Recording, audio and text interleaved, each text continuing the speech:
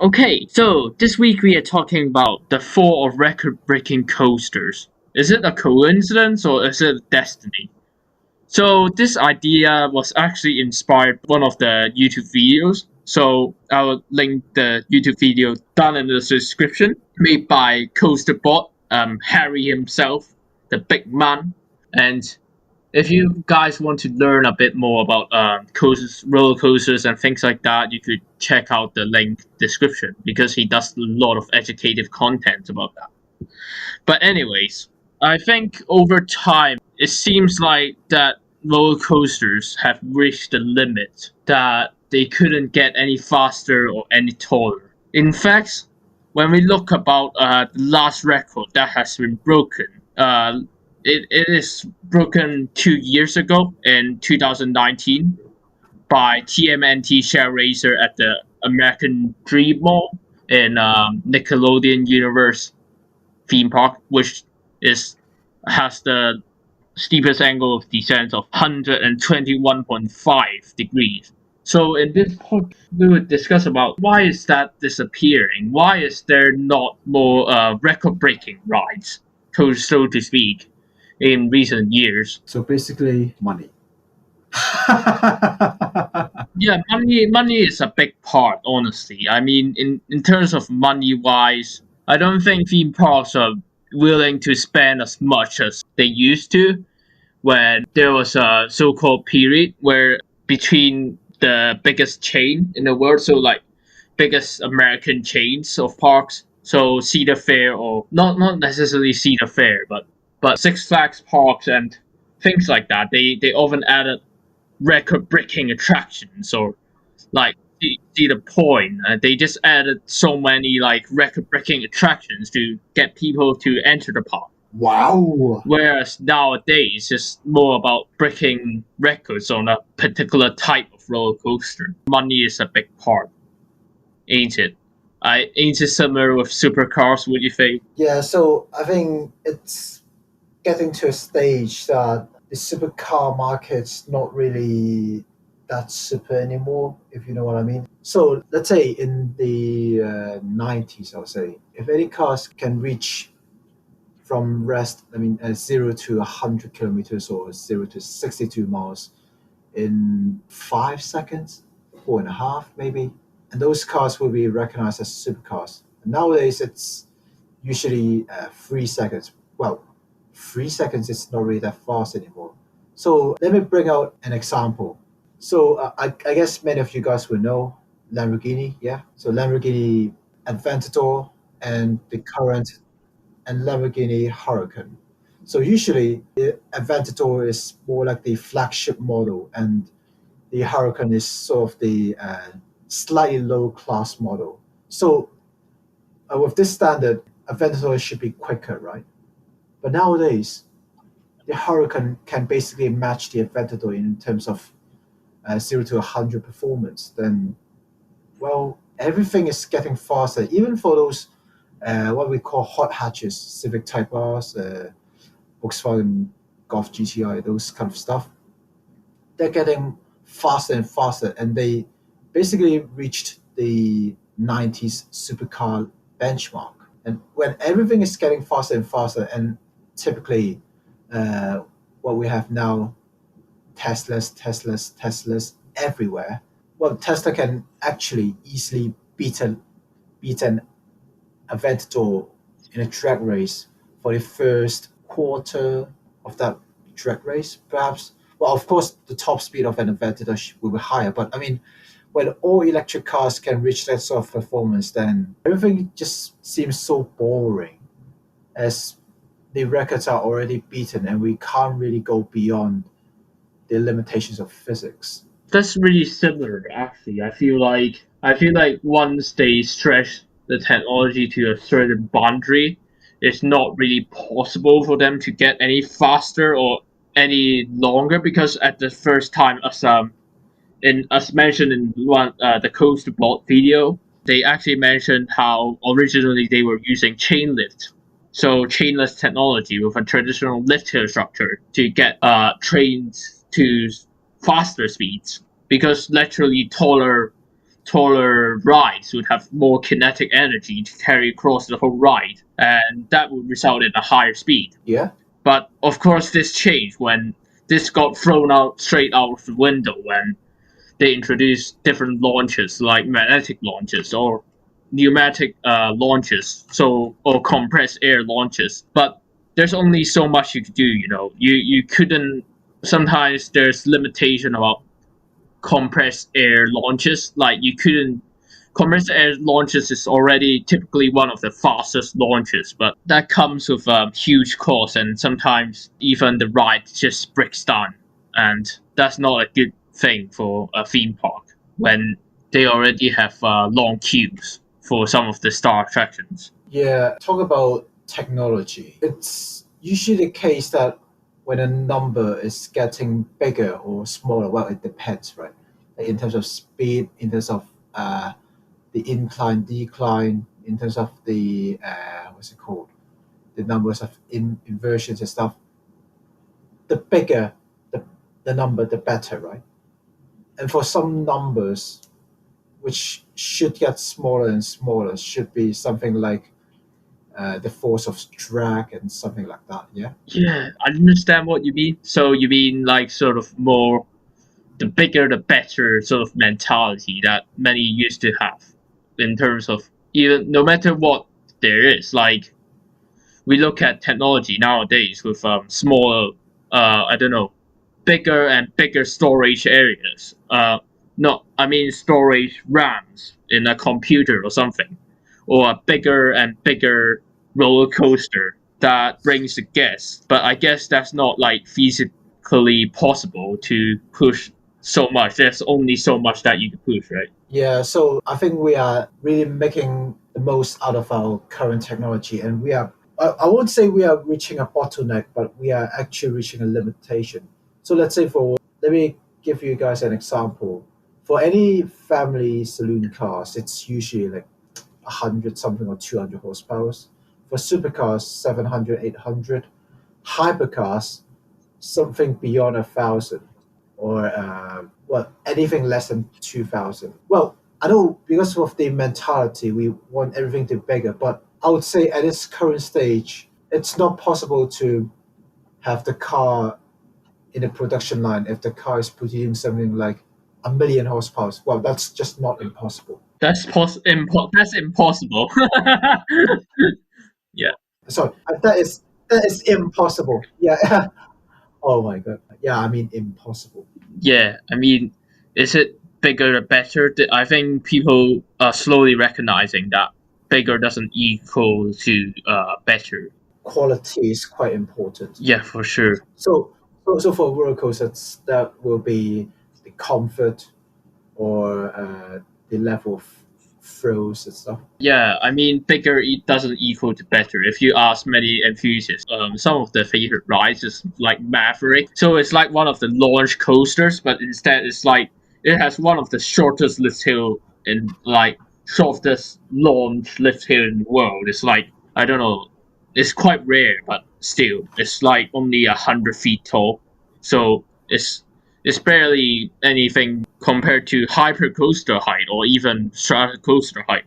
But somehow it managed to pack a punch that many get so like scared by that ride and intimidated and have so much fun on that ride that it proves that number doesn't tell you everything about a ride. So I guess the park definitely learns from that. And often the bigger doesn't equal the better because sometimes if a bigger ride doesn't pack a punch, then people are gonna be disappointed. I guess it's the same with cars. The cars could have the most impressive stats, but it doesn't ride as well, if you know what I mean. Yeah, that is very accurate. If we talk about something very small, like a VW Polo, if you guys know what car that is. So basically, the economy Volkswagen little hatch. So in the 70s or 80s, it's a really, really small car, so equivalent to a smart car today.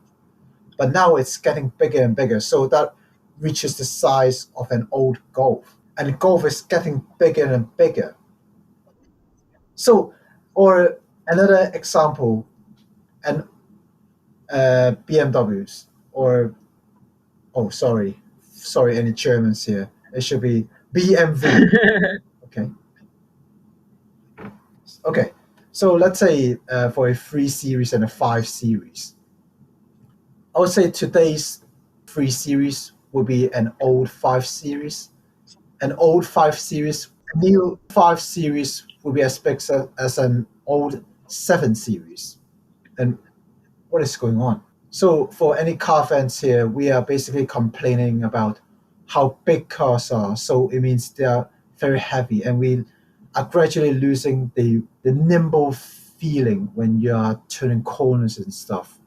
It's just getting annoying as people are demanding for bigger boot capacity at the back so you can put more stuff in it. But is that really necessary? If you want bigger, just go from a 3 series to a 5 series. Or if you are not satisfied with a 5 series, just go for a 7 series. Just go upscale. The manufacturers don't really need to make them excessively bigger, but instead they should just improve it. Yeah, but I mean, I could understand on the capacity point of view how they might want to make it bigger because they kind of have to think about rider comfort as well. But in the roller coaster world, I think people would rather have longer trains sometimes because of the whip you get, the airtime you get when you ascend a drop, like when you descend a drop or something. That gives you more weight and whip across drop. But at the same time, like if the train is like too short and too light, it could actually present some problems. And sometimes the voyage roller coaster in Hollywood World, is it Hollywood World? Yeah, I think so. Um, but basically, they originally thought of switching the trains from PTC trains to Gravity Group Timberliners trains. But basically, those trains were too light, so they decided against sort of using the lighter trains because apparently it affects the speed of the ride. So it's sweet spot that you have to reach on coaster cars there. But that's a bit of a tangent. Yeah, so that is the same principle in cars. Instead of getting more horsepower, actually having a car lighter is also a very important one. Yeah, the weight is definitely a key factor. Mm-hmm. But when we talk about, because I think the steepest angle of descent record, so to speak, is not really a big record breaker because it's only like a 0.5 degrees steeper angle than Takabisha, the second place roller coaster, on angle of descent. But we could just highlight, for example, that the longest roller coaster in the world, which is Steel Dragon 2000. They basically opened in the year 2000. Obviously, I guess, as you in the name suggests that, and 8,133 feet long with 2,478 meters of track. That record was like 21 years ago. I can't believe it's 21 years ago that this beast has been built. But that I think that just illustrates that how hard it is to break a record, even with modern technology, and even with another more recent one, the smaller roller coaster at Alton Towers, built by Gerstlauer Infinity Coaster, that has the most inversion, 14 overall, 14 inversion, so going upside down 14 times, and that was 8 years ago. So I just don't think. Would you can't imagine when we would possibly see a roller coaster that inverts more than like 14 times? Like I don't think. Oh my god, I'll throw up. Yeah, I honestly don't. I think I can imagine I will throw up. We have to get you on sometime. Maybe next year or something. It's in Alton Towers, so. Yeah. But it's just so impressive how they packed in so much inversions in such a tight space. But I just don't think that would be broken anytime close. Because when you look at other places like North American coaster, The highest inversion count is like 9. So that's not even beating the original record of not the original record, but one of the most notable records of inversions, which was 10 prior to Smiler opening, which is still quite a lot. Wouldn't you say? Yeah, that is long, but well, not that long in terms of motorsport racing tracks. The famous Green Hell Nürburgring circuit, or Notchlife, that part, that circuit is a whopping 25 kilometers, 16 miles. Of track. That's insane. If there's everyone that is built, I guess the pacing would be so slow. It would be sluggishly slow, and I don't think it would be meaningful to do that. People already complain. People already complain about Steel Dragon 2000. Apparently, they always say that because it's so long, that it feels like the train is losing quite a bit of speed throughout the course. So I just don't think it's let's give that a pass. Let's not build a longer roller coaster than that. Yeah, well, I think for it's quite apparent that the longer doesn't mean the better. That's quite apparent, right? Yeah, and longer means more material used for the roller coaster. So more money, money, money, and Give me all that's the money, money, money. and I don't think it is reasonable for parks to build that sort of long attractions all the time, because if they could market an attraction that is far shorter but packs in more punch than that, then why would they want to spend all the money in making a long ass roller coaster that just goes on forever? Yeah, Plus, it's a lose-lose situation when the GP general public get disappointed because they are the major audience after all, and obviously the entitled coaster enthusiasts get pissed off. So yeah, but in terms of, I think it's worth to speak up about few points. So I guess we could talk about the reasons behind why there are less record-breaking rides and why we see that there will be less record-breaking rides. First of all, as we mentioned earlier, is the technology limit. I think this is perfectly illustrated by the pneumatic launch systems or hydraulic launch systems, which can be quite unreliable sometimes. Just much like any technology that we use nowadays, like Wi-Fi or your mobile phone or even your Bluetooth. I don't know, something like that. And but I mean, in terms of cost, record breakers also cost quite a lot. I think, especially if they are like prototype rides, and yeah, everything is reaching its then limitations.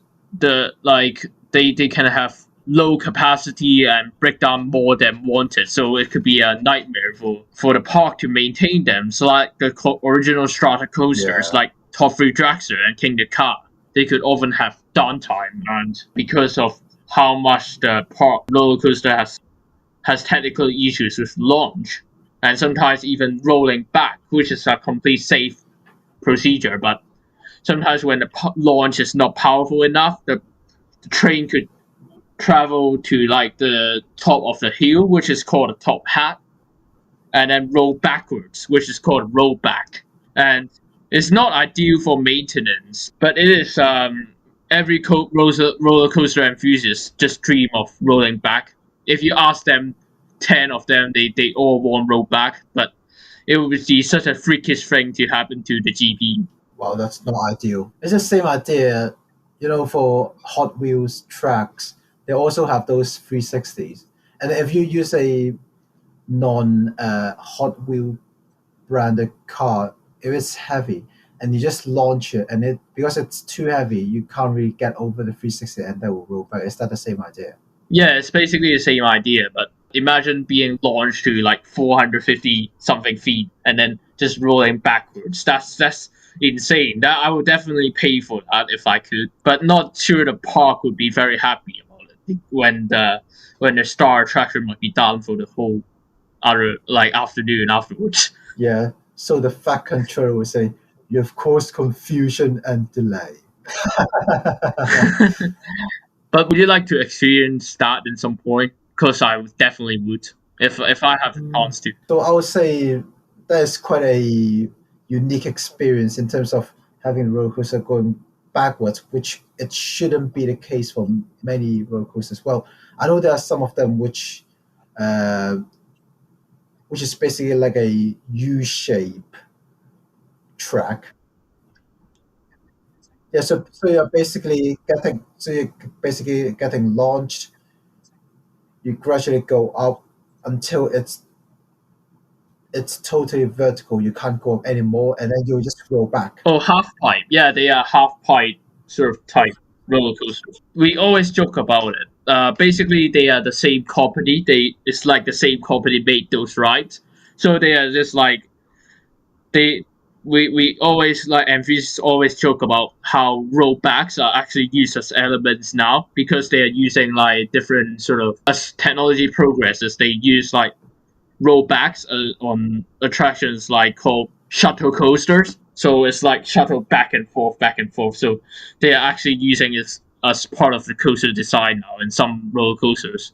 And even sometimes they intentionally launch a train backwards in a full circuit roller coaster and then roll let the train roll slowly coast back into the forward launch position and launch forwards again. Yeah, Hong Kong Disneyland. Yeah, exactly. I mean, grizzly bears.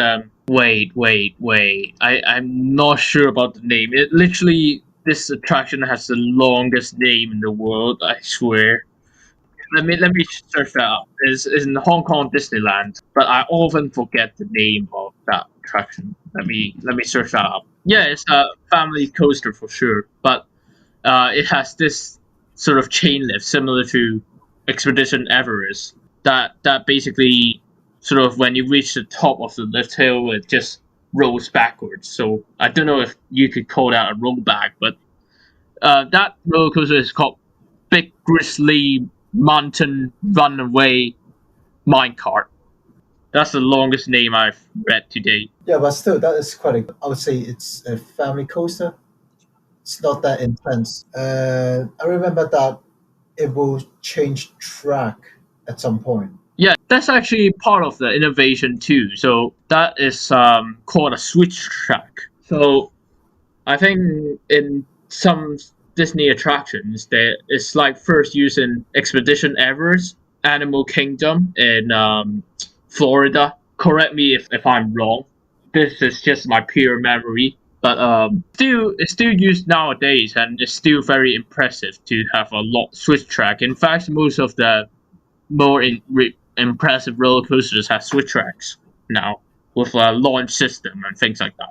It's crazy. Yeah. In terms of you know reversing and having that special experience, I would say it's the same idea for bus fans, where we get a chance to be on the bus and experience how it is like when a bus is reversing, and that is a rare thing. Oh yeah. You usually just get like bus going forwards, but now it's slowly becoming more common that roller coaster does like backward things, like backward launches and things like that. And I think it's a good thing because that definitely makes it the ride more unique and has more sort of the weird feeling. So it doesn't have to do the record breaking stuff to get like this for the parks to advertise something. So again, getting back to the topic we are talking about originally. You impressed with my way of putting it back into the main topic itself? Yeah.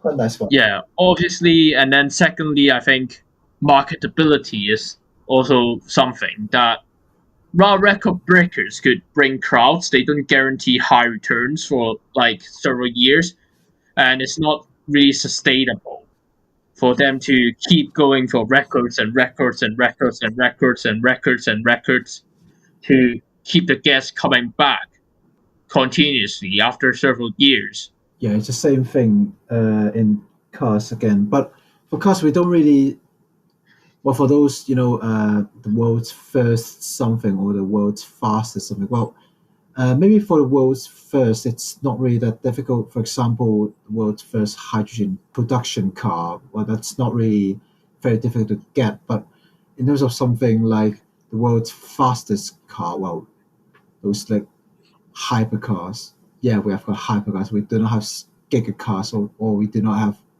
strata cars. We don't have something like that. Yeah, well, for those things, you can't really see them or even buy them. Well, almost nobody can buy them unless you're a billionaire. Yeah, I guess it's just for breaking records, ain't it? But now I think parks are much rather to go to particularly weird records. Like for example, Fly in Phantasialand is the world's longest flying coaster. So this is like a particular type of roller coaster. So it's a Vekoma flying coaster, and it also features a launch in the flying position. So it's currently the only roller coaster that does that with a launch on a flying roller coaster. Well, I have got an idea. It just pops up in my mind. Well, instead of having world records like the world's fastest or longest or with the most inversions or steepest angle of descent and stuff, I guess currently for many parks they can think about to be the world's first something type of roller coaster. Well, the idea that came into my mind, I'm not sure if that exists or not, but I just had an idea of having part of the roller coaster in a tube underwater, like an aquarium. I don't think that have been done before. Just an There's idea. some water slides that go underwater with one of those glass tunnels, if you could see in Aquaventure in Atlantis and Dubai. Yeah, but what will happen if we have a part of the roller coaster underwater? Maybe, well, I guess it's okay to. I don't think it would be safe. No, I'm just saying. I don't think it was safe for guests to hold their breath underwater. No, I So mean, I think maybe a glass tunnel would be more yeah, reasonable. yeah, I do mean glass tunnels though. And I think with Yeah. today's technology, it should be possible. Yeah, I don't know who would do it though, because how much theming and how much sort of maintenance is needed for the aquarium or whatever the heck he wants. But definitely, hey, you should hire this guy up. You could hire him up for the next Disney Imagineer to bring the next Finding Nemo roller coaster to Disney World. I've got even more ideas. Well, that is telling you guys now, and that is for the future Yeah, but episodes. imagine launch in like a underwater tunnel. That would be amazing. Yeah, I'm saying like if the boarding station and the bit which is flat underwater for launching, if everything is underwater, I would say that is quite a spectacular thing. So when you're boarding, you can see the green sea turtles swimming by, or the sharks swimming by, or the octopus, or whatever. Well, I don't think it would be too soon. It might be the next one. Maybe I don't know, Dubai or something, doing something crazy like that. Especially they have unlimited money to spend. Especially when when you consider they have already built uh, underwater hotels now. I think diving hotels is a thing now, Yeah, where you could scuba dive into a hotel underwater, which is crazy just thinking about that. yeah, or another theming which again just came into my mind is snowing theme. So do you know Eddie the Eagle, that movie? I would say that may also be quite a good theming in terms of having quite a bit of the airtime and have everything. Yeah, basically I think for that you've got everything. So for that skier, you glide down a track and then you just fly. Snowy terrain coaster. So you mean like a terrain coaster? So like coaster that goes. Oh, you asked the Canadians. They do run the Alpine coasters under freezing temperature. So I'm sure that could be done, but I just don't think that would be particularly good for the motors and the engineering side, and I don't think anyone would do that. But Yeah, because snow means water, and water means rust. but you got Alton Towers for it. Like they do anything crazy. Like they have I don't know what's going on with them, but talking back to marketability, they usually, like, I use Alton Towers as an example of, like, now parks rather go for a well themed coaster and unique coasters with rare elements like Wicker Man at Alton Towers, which is a GCI wooden coaster with some fiery effects, actually. Sculpture that is actually built with, like, it looks like wood, it looks like wicker, but it's not actually wood. It's like actually steel structure. But whenever the train goes past the sculpture, it basically the fire lights up. Like there's fire coming off of the arm, and this theme to a cult group sacrificing the riders to nature, essentially. Ooh. It's quite a dark theme, but I just like how they are going for this crazy theme rather than going for, like, crazy records and things like that. It's just a family wooden coaster, but you wouldn't think that it would have such a dark theme. Yeah, well, this is a little teaser for anyone who are listening to this point. In terms of what I will be talking about in the future episodes, there will be a very, very interesting theme, which I guess many of you guys will enjoy. What are your thoughts on that theme, though? What are your thoughts on the dark theme? Because I definitely love dark themes. Yeah, I think that sort of dark ride is quite interesting, and well, I'm not sure if there is association, but is it usually the case that dark themes means dark ride? I'm not sure. Definitely not. Definitely not in the case of Alton Towers. They do every dark theme on their dark. They love the dark themes. They basically put a dark theme on every sort of roller coaster. Like Nemesis is themed to a monster somehow taking over the Nemesis, the inverted coaster, being an inverted coaster. Basically, sort of runs and it's like a big monster that got captured. But sometimes darker themes could be done in dark rides, especially with, like, haunted house attractions. Especially with haunted attractions. So I see what you're coming at there. So we've gone through technology, we've gone through marketing, and what we command. Yeah, that's quite a good one. Yeah, so it's more about, like, the history of first coasters. So in terms of, sometimes I think the rides don't break that more records anymore. It's because often with technology advancing, is more usually sometimes prototype rides do not necessarily reach up to the expectation. So, for example, a child's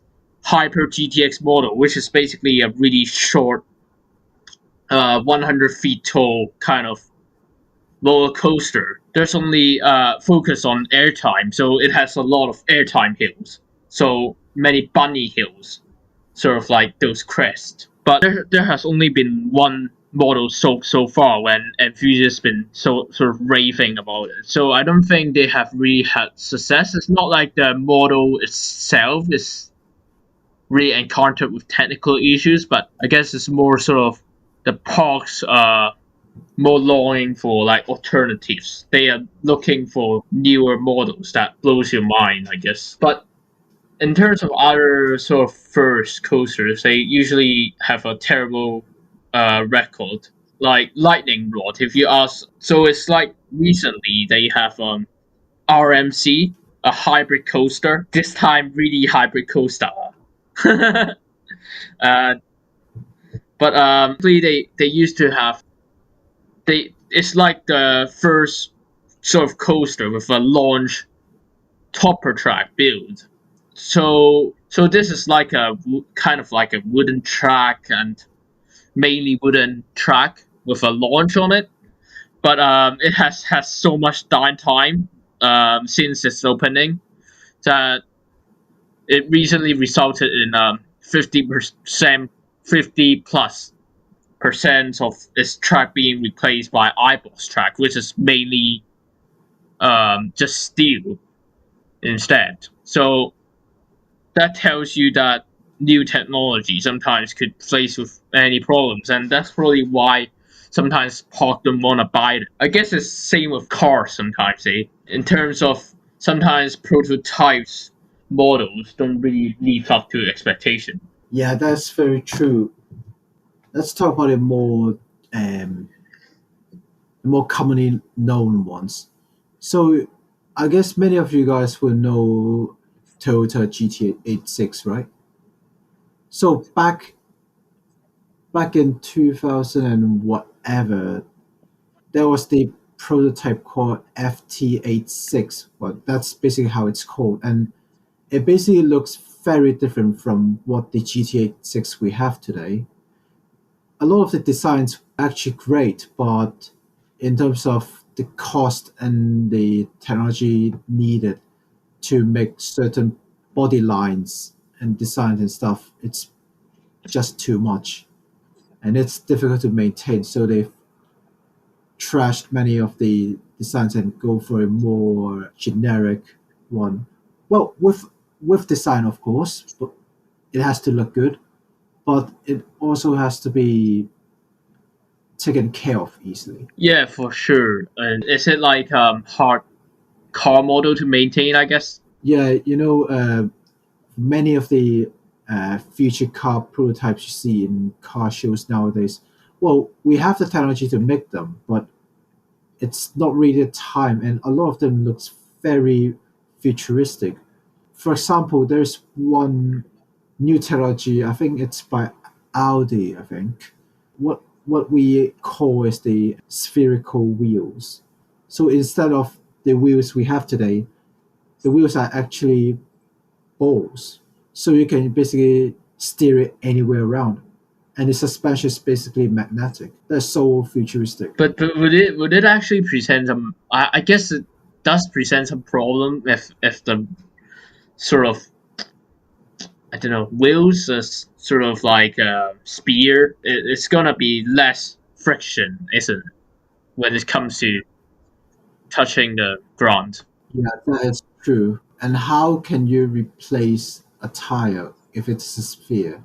You have to cut it open. Yeah, I mean the idea definitely feels cool, but not sure practically is the best to maintain.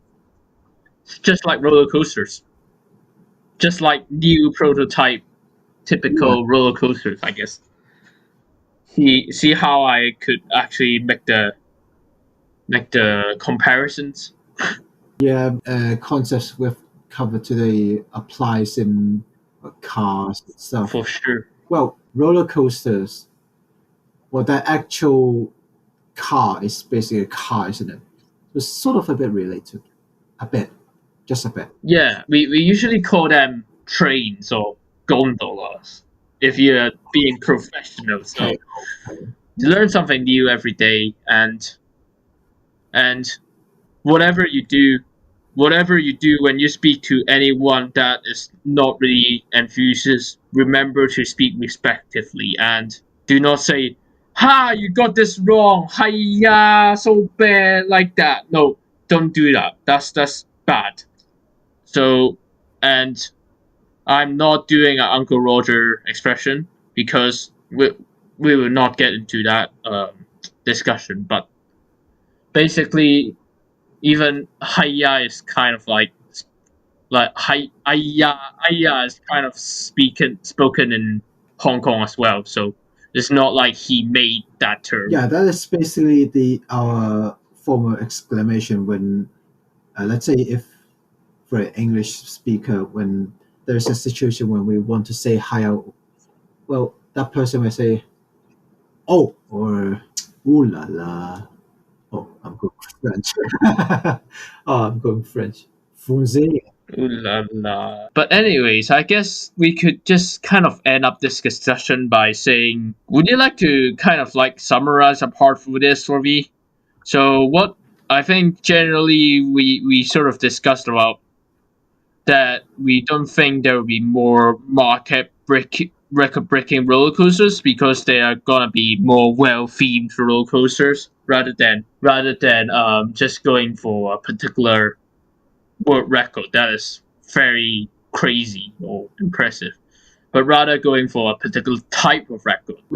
I think we are switching to themings or maybe elements. Yeah, theming is the future. I'm sure that many people will be loving this phrase. So let's have this as our quote of the episode, I guess. Yeah, and talking about theming, that would be what I'm talking about. Something crazy for next Stay episode. tuned. Yeah. I'm bringing my own input into this too, so look forward to it, definitely. And yeah, so this so basically, if you guys haven't checked it out yet, we are also available on other platforms as well, not outside of YouTube. So you could listen to our podcast on the go if you want, and you could basically find it on Spotify, on I think it's on Google Podcasts, and other any other good podcast apps. You can find us. Yeah, and in terms of contacting us, make sure to check both of our Instagrams or link in description. I think I've talked about this so many times. I'm not repeating that again, but anyway, link in description. You know the drill. Yeah, and before we end, so by the time this episode will be edited out, probably would have gotten another credit. So stay tuned. We are not, spoiler alert, but we are not going to a theme park yet. But we might be getting a credit sometime. So stay tuned for whenever that video or something might come out. We will let you know on our Instagram on what we have done. But I can't wait, honestly. I can't wait. It's such a cool thing to do, right? And before we end, I think that's pretty much it for today. And like HM said, check out our socials on the description below. And if you have any questions or any feedback, we talk too much bullshit, then feel free to let us know in the DM. Yeah, just roast us if you want. We are free for any feedbacks when they're constructive. Don't worry about it. Go for it. Yeah, for sure. Yeah, for sure. I'm ready for any roasting. But just hope that it turns out as well as your Sunday roast dinner. Okay, that's it for today, and I'll see you next time. We will see you next time. Bye bye.